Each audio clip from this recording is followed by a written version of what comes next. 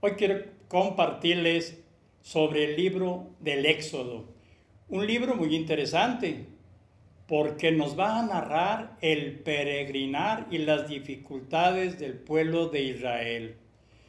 Cuando hablamos de Éxodo, pues si tomas tu Biblia, es un libro que tiene, en este caso, 40 capítulos, el libro del Éxodo. Cuando escuchamos la palabra Pentateuco, se refiere a los 5 primeros libros de la Biblia, que son el Génesis, el Éxodo, el Levítico, el libro de los Números y el Deuteronomio o Segunda Alianza. Este libro nos va a narrar básicamente la liberación del pueblo judío que vivía en Egipto. Todo tiene que ver con que tuvieron que regresar, llegaron a Egipto porque hubo una gran hambruna y ahí se quedaron a vivir muchos judíos. Y así pasaron 400 años. Crecieron tanto que el faraón los esclavizó. Por eso habla de la liberación. También este libro nos va a hablar de la alianza que hace Dios con su pueblo y el pueblo con Dios. Nos va a hablar también del cruce por el Mar Rojo, cuando el faraón iba persiguiendo a todo el pueblo de Israel, porque los quería otra vez de esclavos. Finalmente termina hablándonos del paso por el desierto, 40 años viviendo el pueblo de Israel, purificándose. Quiere decir que casi todos los que cruzaron el Mar Rojo murieron en el desierto, pero no así sus descendientes. Los personajes importantísimos de este libro, podemos decir los héroes. El principal, pues Moisés, ayudado por su hermano Aarón, porque tenemos que saber que Moisés era tartamudo y Aarón pues servía de intérprete, servía como de la voz ante el faraón. Luego viene otro joven que va a tomar su importancia más adelante en este libro y en otro que sigue, Josué, un valiente guerrero, fiel servidor de Moisés.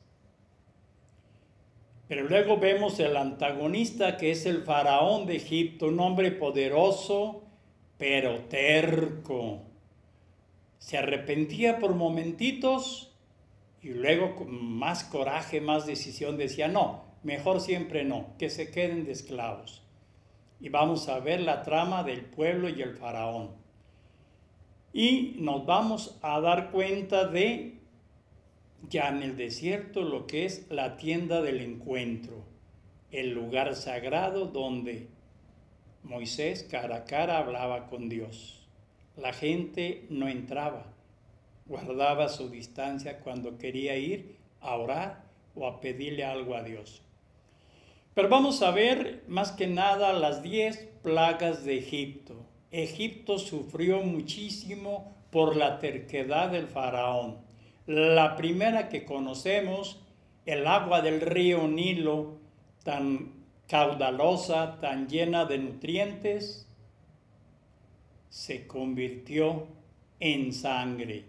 Consecuencia, no podían beber los egipcios. Todos los peces murieron porque pues ellos están acostumbrados al agua, no a la sangre. Luego viene la otra plaga de Egipto, que unas ranas de la noche a la mañana invadieron todo el reino de Egipto. Duraron varios días, ya se imaginarán la molestia de tener muchísimos invitados no deseados.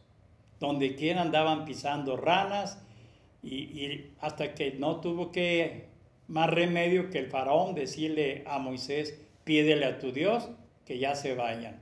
Obviamente que murieron las ranas, todas, pero por 3 o 4 días Estaba una pestilencia en todo el país de Egipto insoportable. Pero el corazón del faraón se iba endureciendo más. Vemos la otra plaga, la de los mosquitos. Cuenta las Sagradas Escrituras que Aarón tomó el bastón de Moisés y golpeó las arenas de ese territorio. Inmediatamente de esas arenas botaron miles y miles de molestos mosquitos. Ya se imaginarán toda la incomodidad del pueblo egipcio, mas no para el pueblo judío. Interviene Moisés, se termina esa plaga, el faraón vuelve a lo mismo, terco, viene a otra plaga, las moscas. Molestaban a todos menos al pueblo de Israel. Posteriormente viene la peste, que mató a caballos, asnos, camellos, todo el ganado, sus vaquitas, sus becerritos, sus borregos, los mató, los de los egipcios, mas no el pueblo elegido.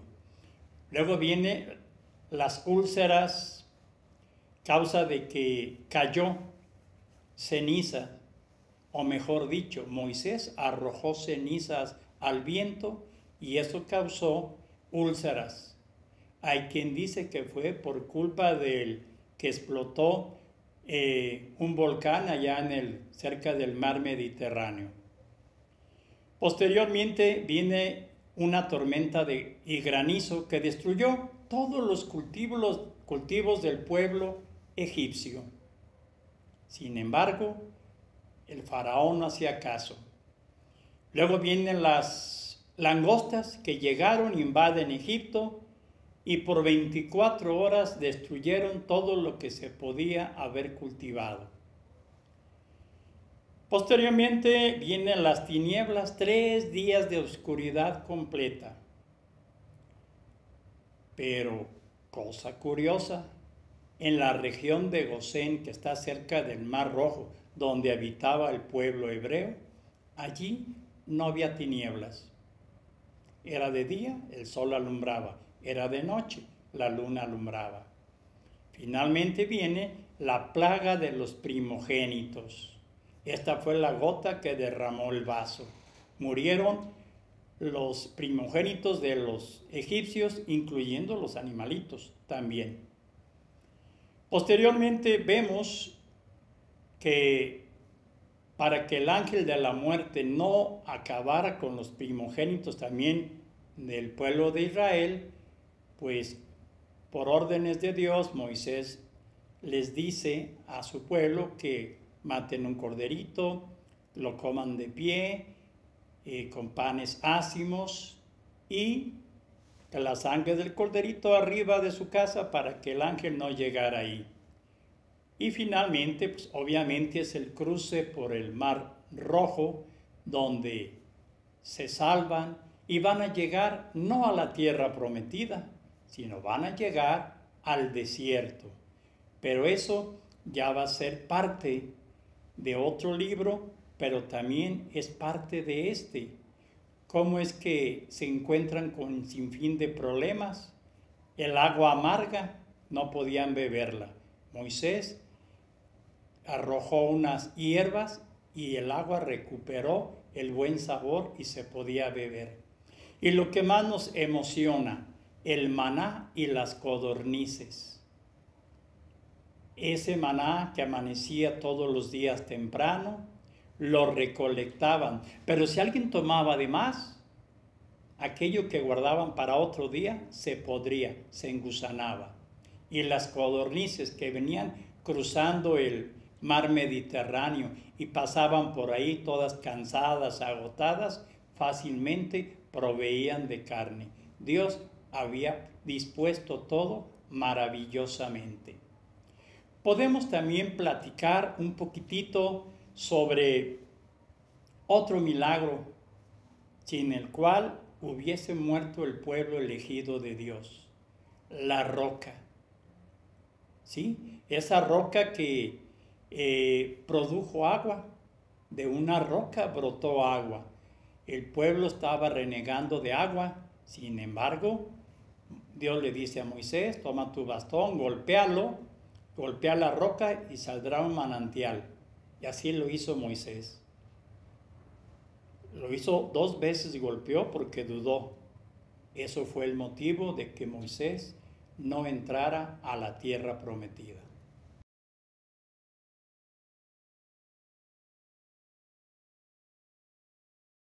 San José, patrono de la Iglesia Universal.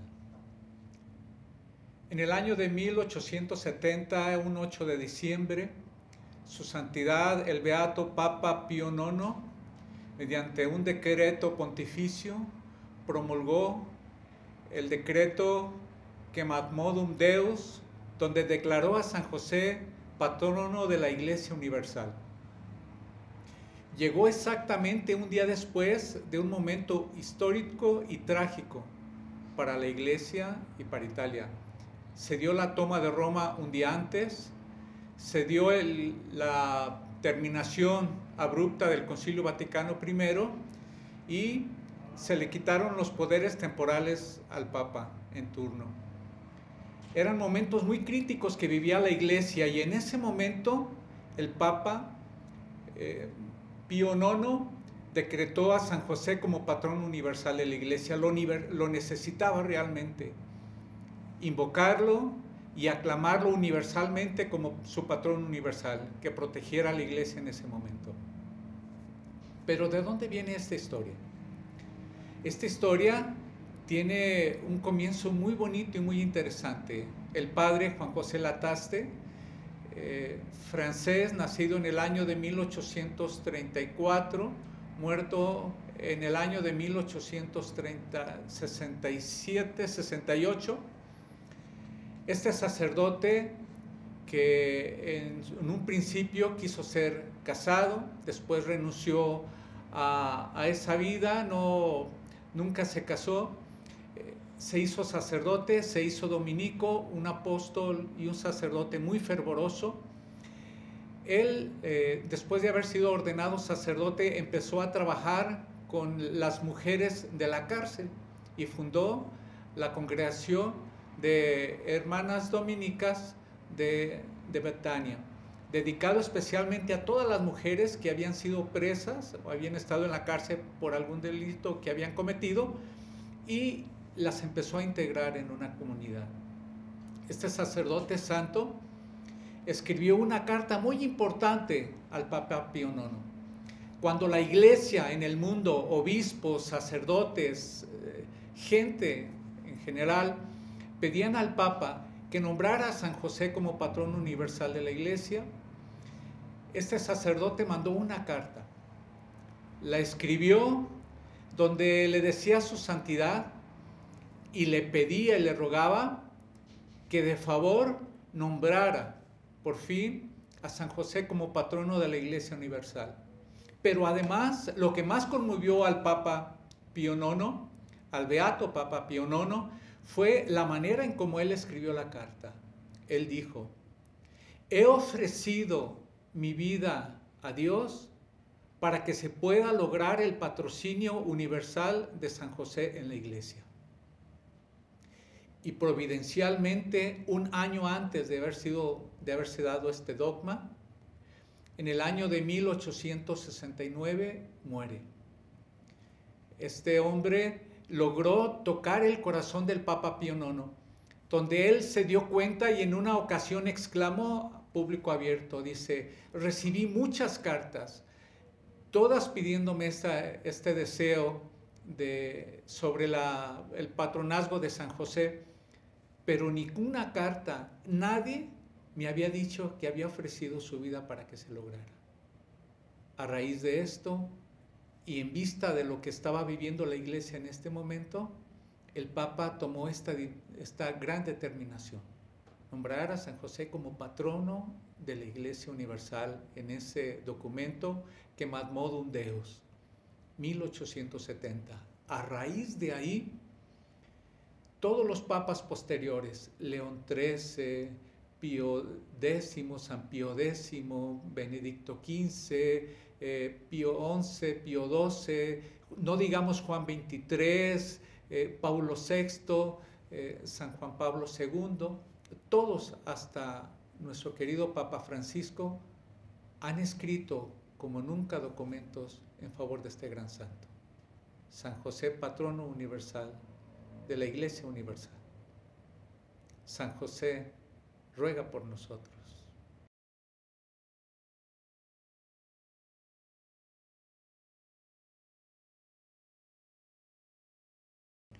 Todos los santos tienen su época, su momento, su razón de ser, y luego tienen también por parte de los feligreses su veneración años después de que cuando mueren. Tal es el caso en esta ocasión de Santa Genoveva.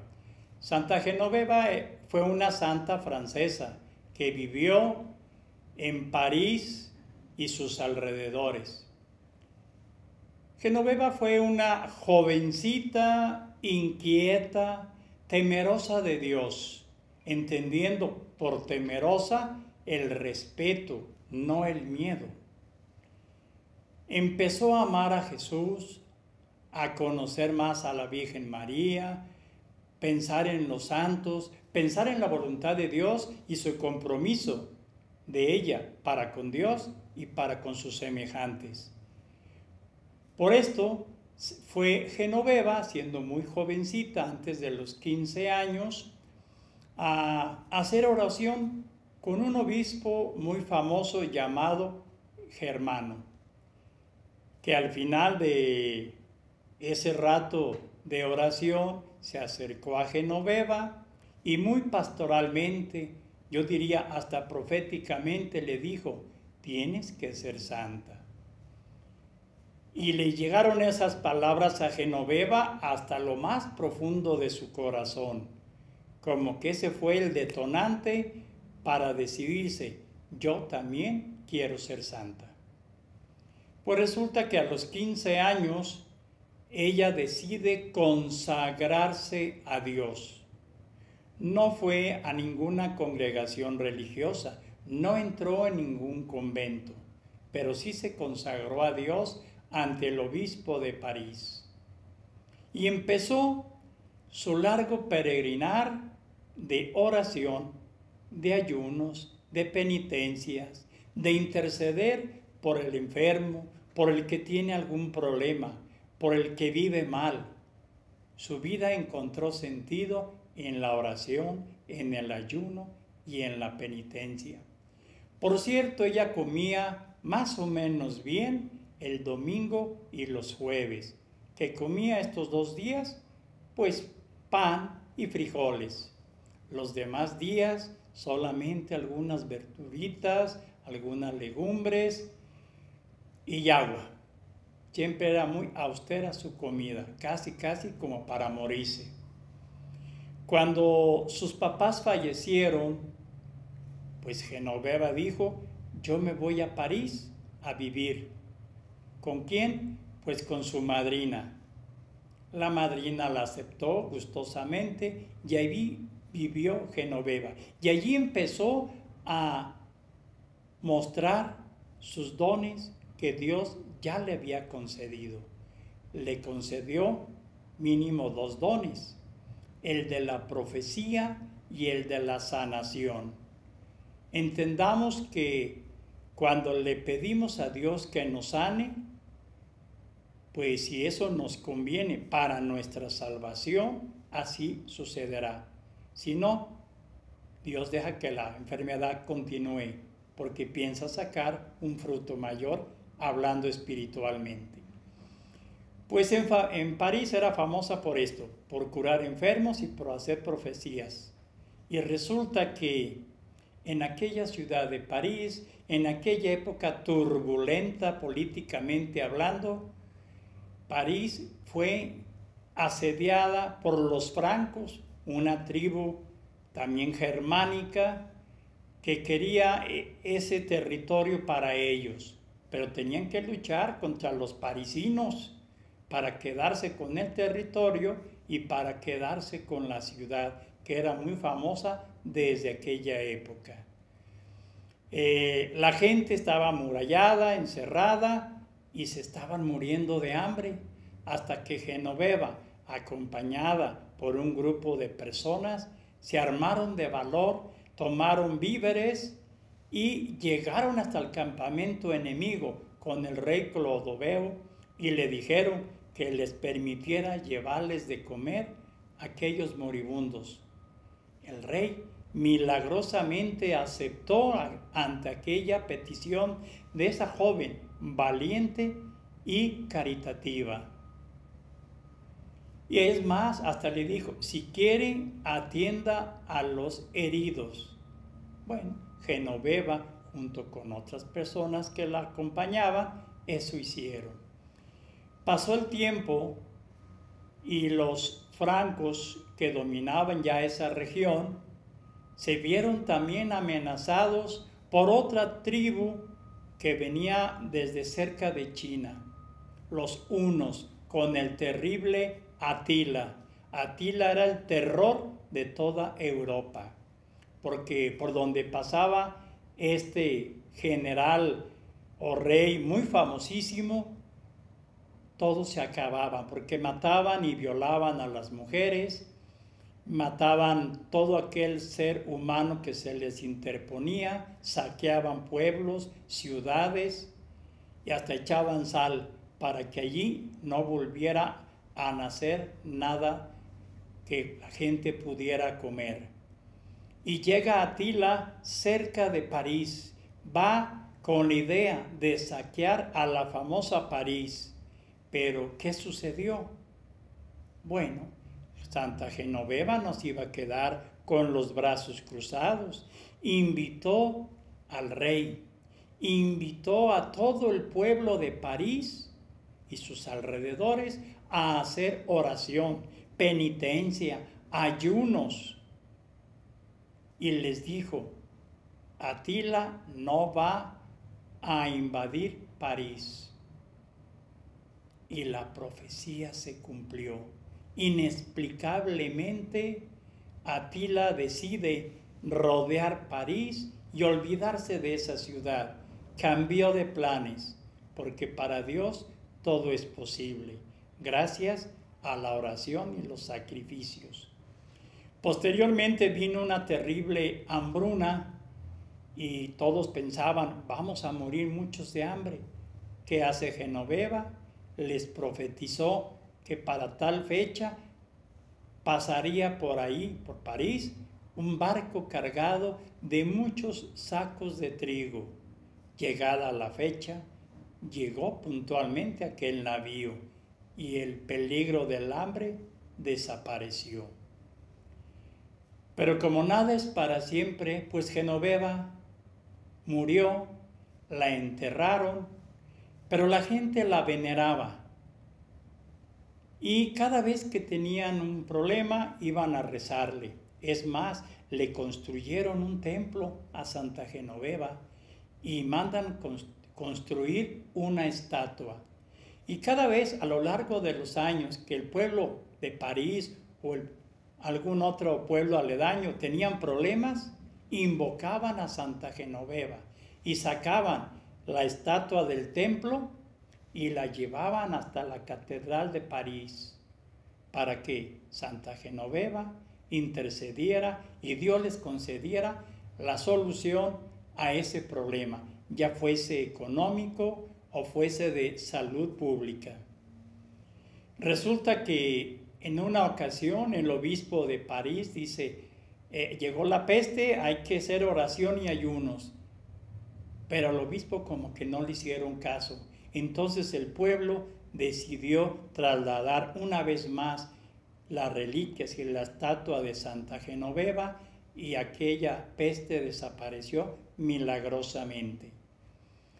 Siempre era así hasta que llega la Revolución Francesa, se destruyeron las reliquias de Santa Genoveva y también la estatua, perdiéndose un gran tesoro para la fe católica.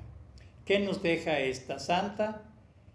pues nos enseña el valor de la oración, el valor de interceder por aquel que necesita de nosotros. Nos deja el valor también de la confianza en la misericordia de Dios nuestro Señor, porque Dios jamás se olvida de aquellas personas que le son fieles y le son devotas. Eso nos enseñó pues Santa Genoveva. Los milagros se dan por la fe, por el sacrificio, por la penitencia, y los santos, como en este caso Genoveva, interceden muy eficazmente ante Dios por todos nosotros. Confiemos en los santos.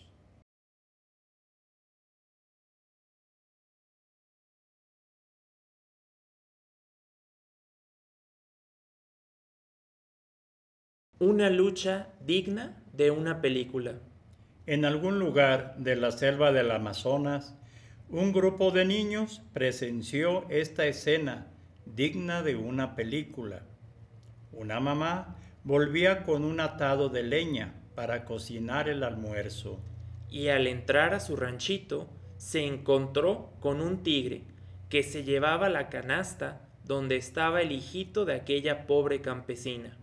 La madre se llenó de un gran valor y tomando en sus manos un palo, arremetió contra la fiera con una violencia tremenda. La fiera soltó el canasto y empezó a defenderse. La pelea fue espantosa. El tigre arrancaba a la mujer pedazos de sus ropas y tiras de su piel. Pero la mujer proporcionaba unos garrotazos como de campeón de boxeo. Al poco rato, el tigre, sintiéndose mal en aquella lucha contra una madre tan enardecida, dio un rugido y desapareció entre la selva, dejando intacto el aterrado niño. Algo parecido debe ser la batalla descomunal entre nuestra Madre del Cielo y Luzbel, la fiera del infierno, con la particularidad de que Satanás no logra hacerle ningún mal a la Madre de Dios y Madre nuestra. Pero la Virgen María sí le proporciona tremendas derrotas cuando al sentirnos atacados, clamamos a ella en busca de socorro.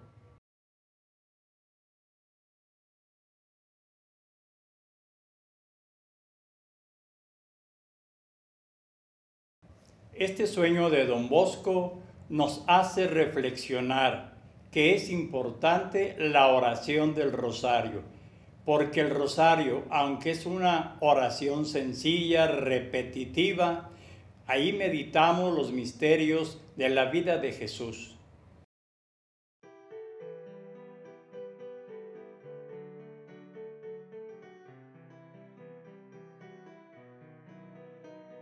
Del pórtico hacia el cielo.